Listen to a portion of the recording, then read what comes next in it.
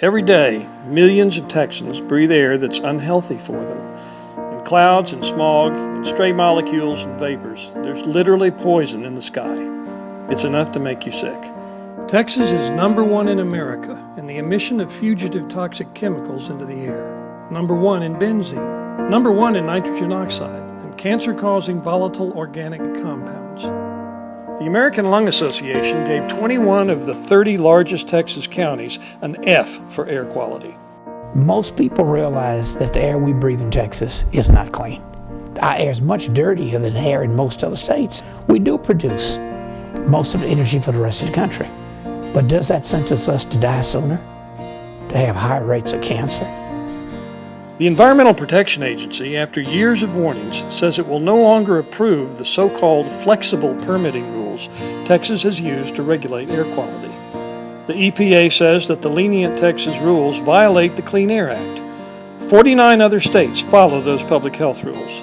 Texas alone does not. Governor Rick Perry says Texas is a poster child for air quality and praises the work of the Texas Commission on Environmental Quality, the TCEQ. But one expert called TCEQ, without a doubt, the worst environmental regulatory agency in the United States of America.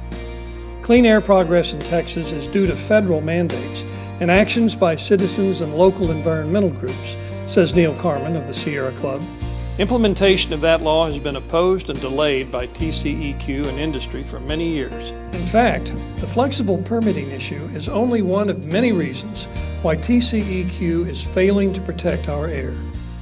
Agency executives have a history of overruling their own scientists in order to grant questionable permits to polluters. Former TCEQ executives have earned as much as $32 million lobbying for the same industries they once supervised. The difference between the goals of the Clean Air Act and what Texas permits is stark. One EPA study of a refinery near Houston showed that Texas policy could potentially permit twice as much sulfur dioxide to be emitted as federal rules would. These differences have real consequences for health. Millions of people live close to polluting plants or receive emissions on prevailing winds. There's been some very, very good research that shows that when pollution is higher, there's more asthma problems, and when pollution is lower, there's less. Asthma affects 500,000 Texas children, and the rate keeps rising. Other dangers are even more severe. Port Arthur, Texas is home to more than 10 refineries and about 5 or 6 chemical plants. Oftentimes we smell the odor of sulfur and various chemicals that impact our breathing.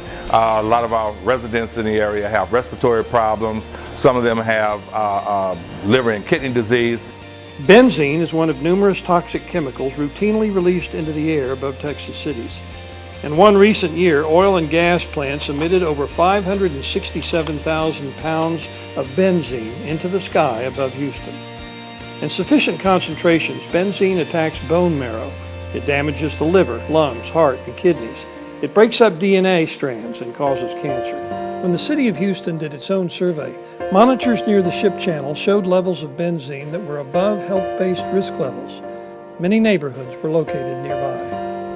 What you breathe in goes deep into your lungs, and what goes deep into your lungs then goes into your bloodstream, so it affects your whole body. TCEQ has turned a deaf ear to the cries of the people in this community.